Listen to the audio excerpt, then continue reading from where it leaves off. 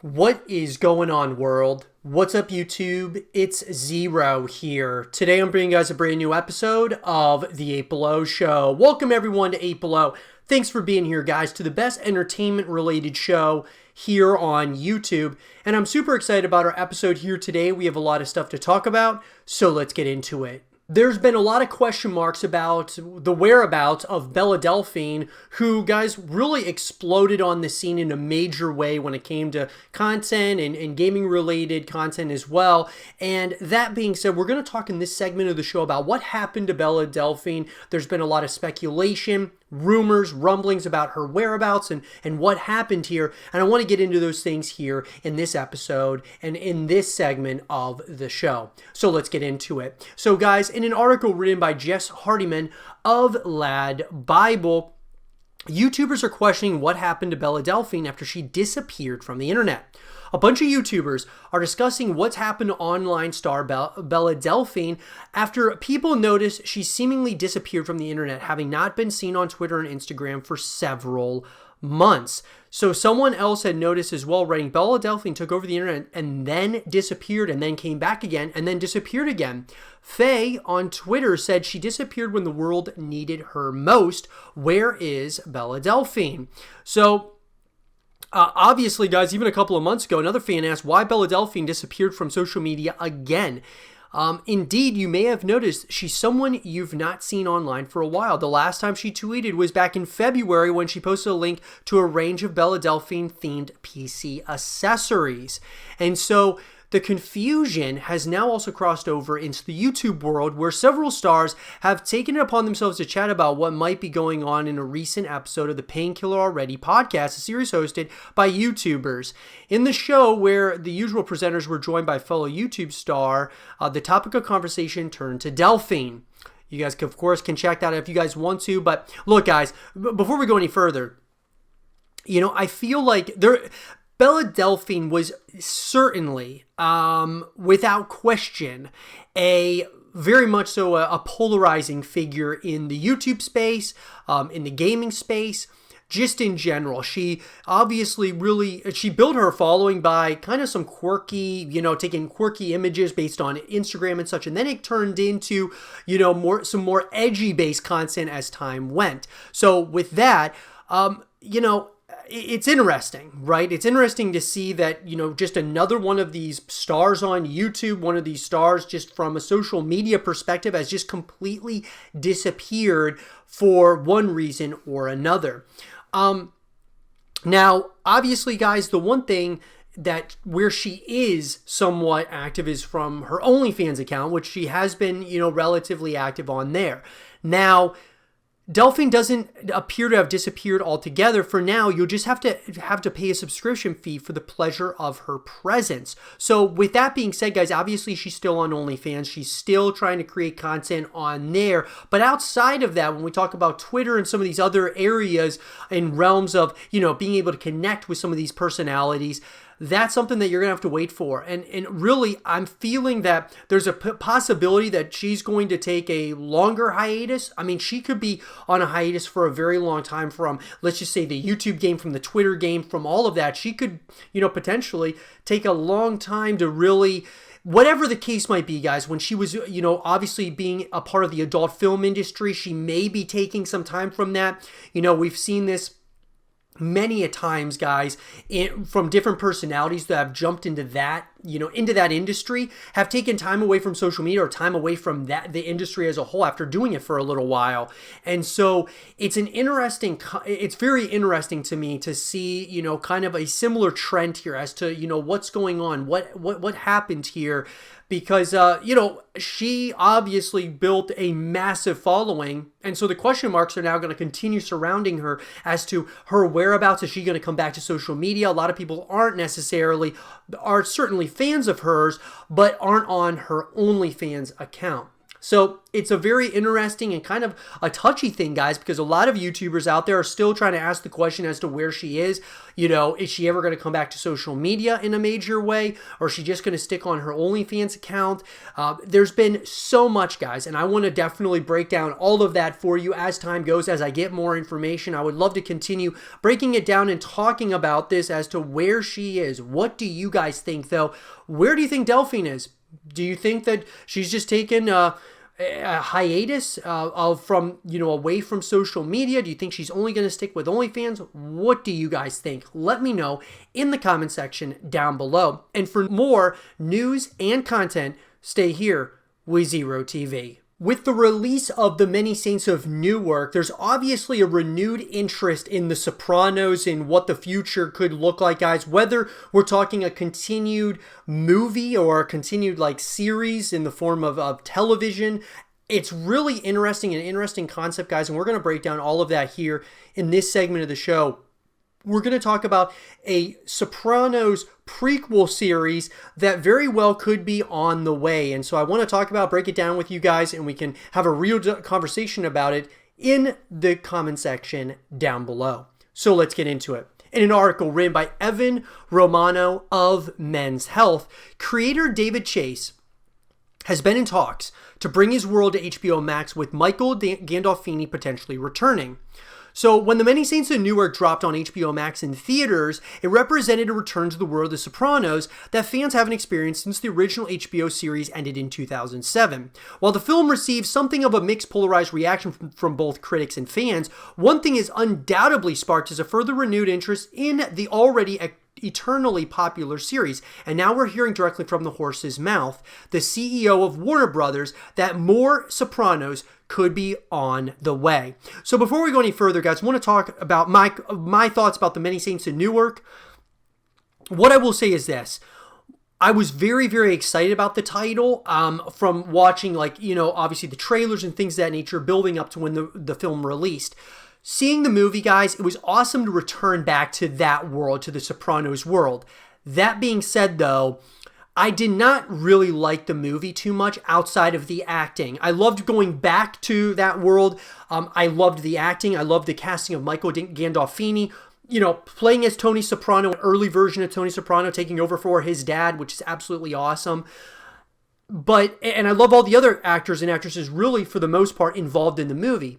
I just wasn't a huge fan of the direction that they took it in. I felt like it was slow at a multitude of different times throughout the story. But obviously, guys, I loved being a part, or, obviously partaking in going back into time with, going back into that world. So that leads me to what I'm really excited about here, is that even though I wasn't a huge fan of The Many Saints of Newark, I will tell you that it gives me a lot of hope for where they could go. And I think a prequel series makes a lot more sense to me than a sequel from The Many Saints of Newark. I think having a Sopranos prequel series makes a lot more sense, or like a spin-off or something of that nature. I would love to see that without question. It stands to make us wonder, upon the lukewarm release of the film, if going down the road that produced that same product is really what audience want. Yes, it would technically be the world of The Sopranos, but at some point, it stands to wonder if trying to tap into a creative process that created greatness 15 plus years ago is not quite as effective as looking into why that process worked and what can be tweaked to find similar and updated results for the modern age. Still, it's worth taking this news as at its face value. A new Sopranos series would undoubtedly find a huge audience, and even the show's fans who weren't totally into The Many Saints of Newark would probably at least be curious to check the show out. There are many more stories in Tony's life that can be told, even if we do already know how it's going to turn out. So, one thing, guys, the other thing with The Many Saints of Newark, I think that they could have certainly... in my opinion, I feel like they did kind of a disservice to The Sopranos by just calling it The Many Saints of Newark. I think there were a lot of people that didn't even know that The Many Saints of Newark was in the Sopranos series, or I should say in that universe. I believe that they should have called the movie The Sopranos and The Many Saints of Newark, or something of that nature. Something putting The Sopranos in there so people know, oh, okay, that's what this is. It's a part of the Sopranos universe. I think that would have made a little more sense having that in the headline of the title. But that being said, they didn't do that, and I think that having this show, I believe that it should be called like The Sopranos in the Many Saints of Newark, or it should have The Sopranos somewhere or another in the title of the show, so that people know, okay, this is definitely a part of The Sopranos, and it's going to get more and more people kind of on board when they see that it's a part of The Sopranos. So, will there be a Sopranos prequel series? Well, Warner Media CEO Ann Sarnoff confirmed in an interview with Deadline that there were ongoing discussions with Sopranos creator David Chase to bring viewers more of that world, despite the film's underperformance at the box office. It's given it an entirely new life, she said. We're talking to David about a new series, Sopranos, related on HBO Max. The Many Saints in Newark literally lifted the Sopranos franchise in a new way, so you can't measure it in and of itself in the box office. So, obviously, guys, the Many Saints in Newark leaves viewers in a place where they might be eager to see what happens next. Dickie Moltisanti has just been killed by his uncle Junior Soprano because he disrespected him for falling down some steps and hurting his back. But Tony doesn't know this and clearly has some plans to really get into the family business after the death of his mentor. I am not so much interested in playing 30-year-old Tony, he said in an interview with Uprocks.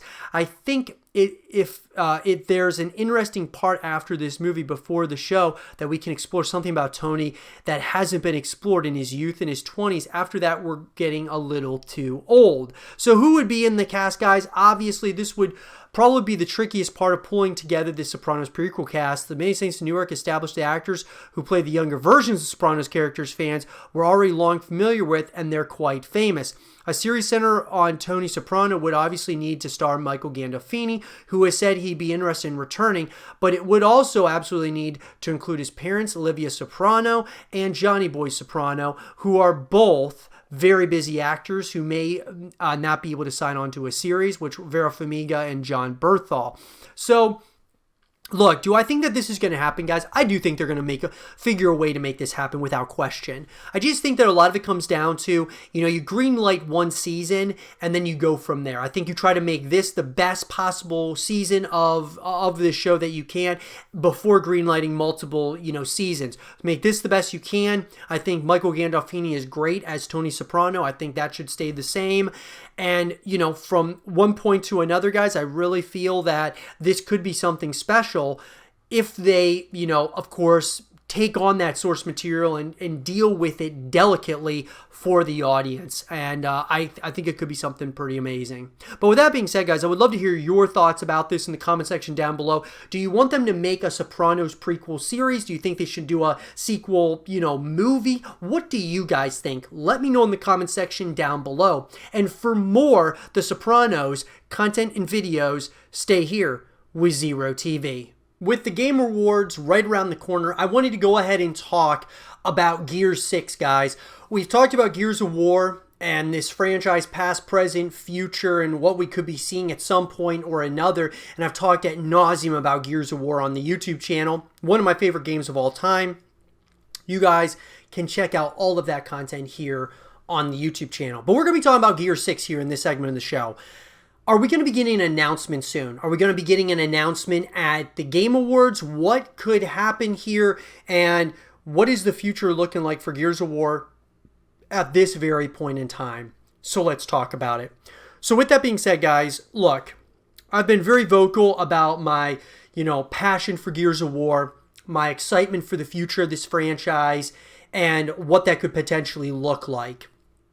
Gears 6, I think, is a necessity for Xbox moving forward. I mean, number one, we see exactly what transpired here more recently with the release of Halo Infinite's multiplayer, a free-to-play multiplayer that's absolutely crushing it from a Twitch perspective to content perspective on YouTube, so on and so forth. It is one of the biggest things that's happened for Xbox in a number of years, and so it's off to a great and fantastic start. That leads me to Gears of War. Gears of War, guys, has had peaks and valleys throughout the course of its history, and I think that, it's actually been, at times, has been, more stable than Halo, because Halo's had a number of installments more recently that have not been that good. Now, Halo Infinite, guys, we're going to have to wait and see till the full game comes out, but from a multiplayer perspective, looks really good. Gears of War, guys, has had an issue, I feel, not only with other, like, it's almost like an internal issue in my opinion.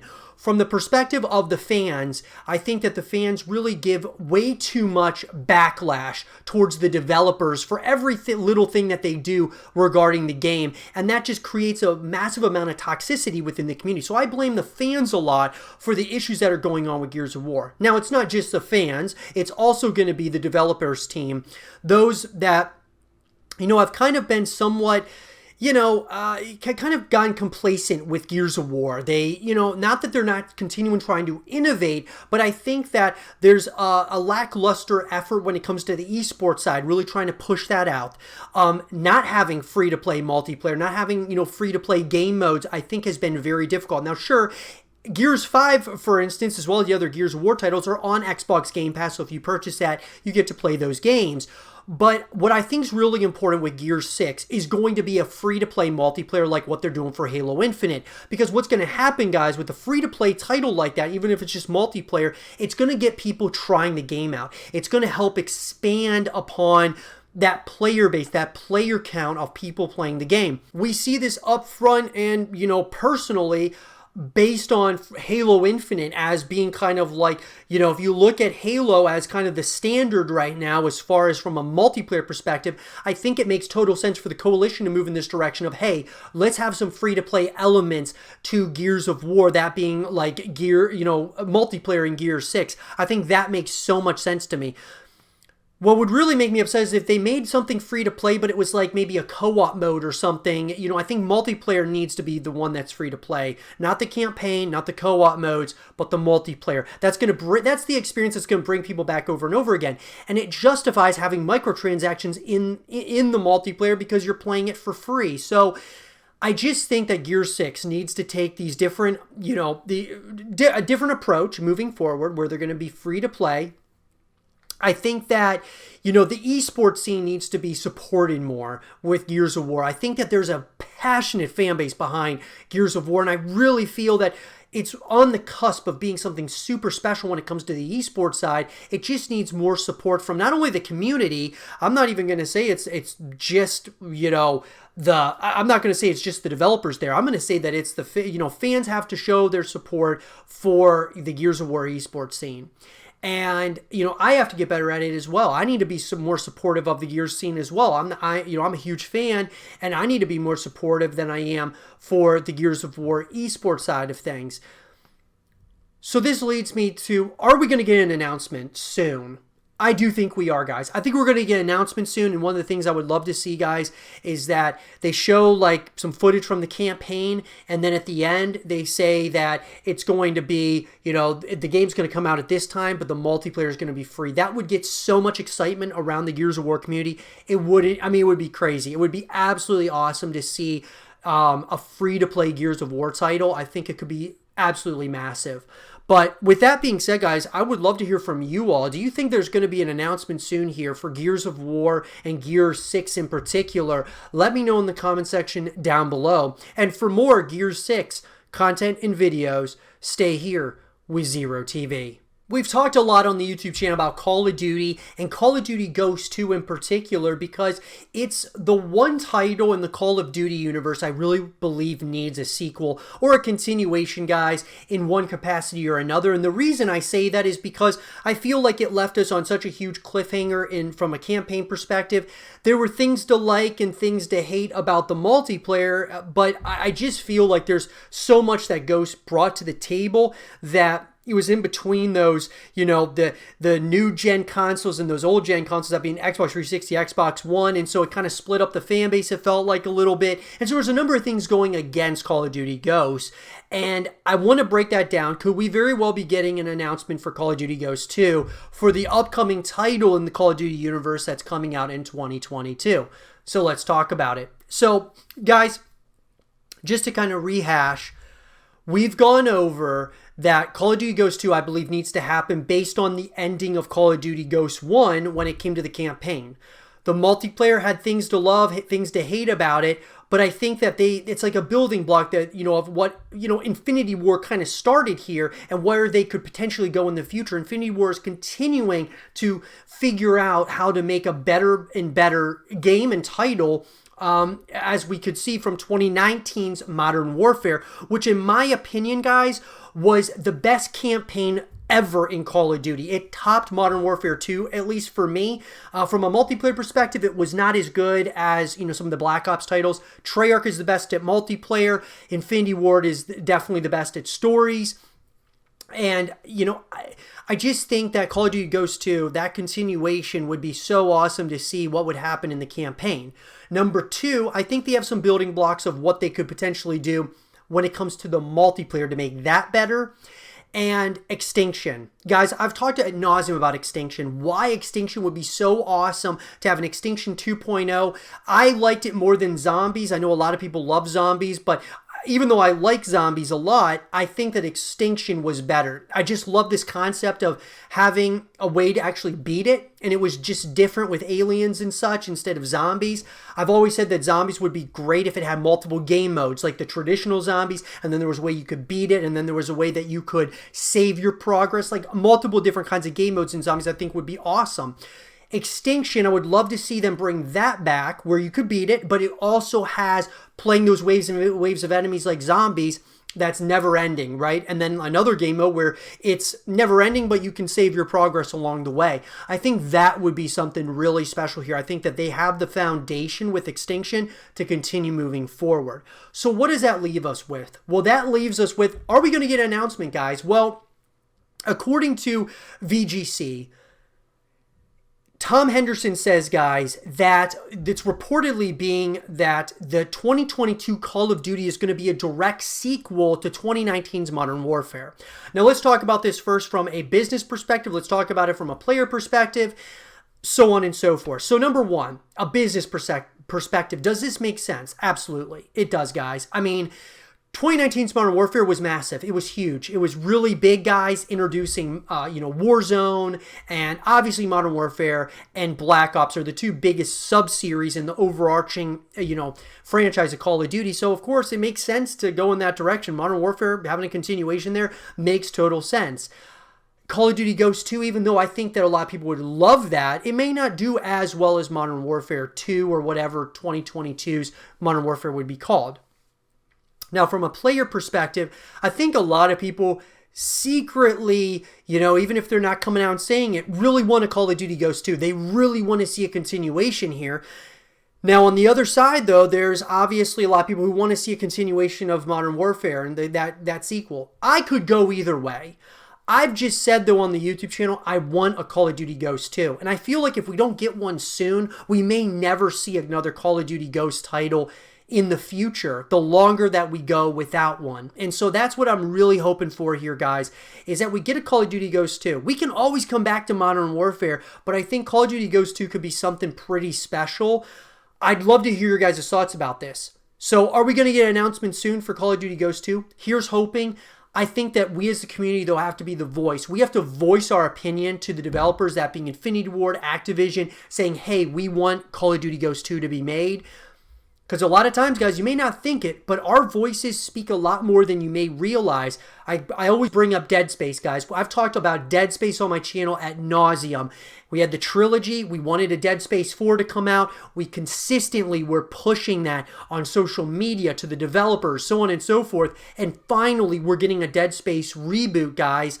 And that's awesome. I mean, it's unbelievable that Dead Space is coming back, and I never thought it was going to come back. I thought it was going to be in a limbo state or a state of no return, and it's happening. Call of Duty is a much bigger franchise, so we as the players of this franchise, if we voice our opinion, tell the developers, hey, get this thing made, I think we've got a pretty good chance. Let me know, though, what do you guys think in the comment section down below. Would you guys want to see Call of Duty Ghosts 2, or would you be okay with 2022 being a Call of Duty Modern Warfare sequel to the 2019 Modern Warfare? Let me know what you guys think in the comment section down below. And for more Call of Duty Ghosts 2 content and videos, stay here with Zero TV.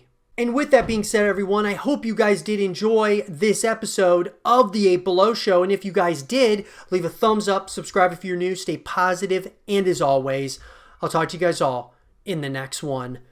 Peace.